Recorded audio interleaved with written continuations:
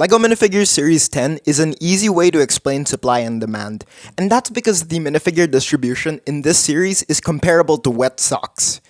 To put it into perspective, this series has 16 proper minifigures, and in a box of 60, 4 minifigures would have 6 copies, 6 minifigures would have 4 copies, and 6 minifigures would have 2 copies.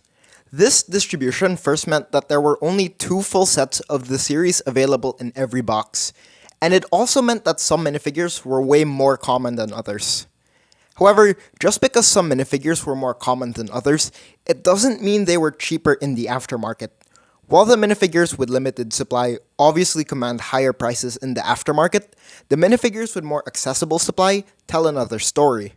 The Skydiver and the Roman Commander both had 6 copies in each box, but when you put the minifigures side by side, clearly one has more appeal than the other.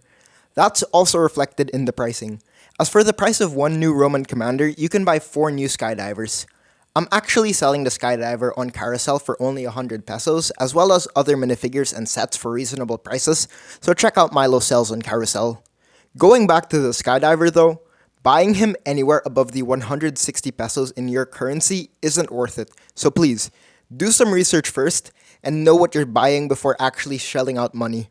The Skydiver and Roman Commander aren't just the only examples, as you can see a price difference between the Sad Clown and George even though they both had 4 copies per box, and a price difference between the Trendsetter and Medusa even though they both had 2 copies per box.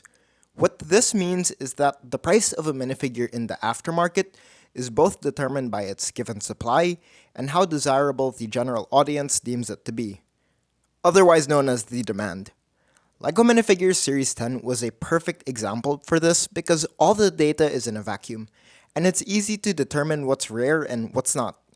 The prices that I used came from Bricklink, and I made a table compiling all the prices if you'd like to see that. Subscribe and leave a like if you made it this far, and maybe you'll see me on your shorts feed.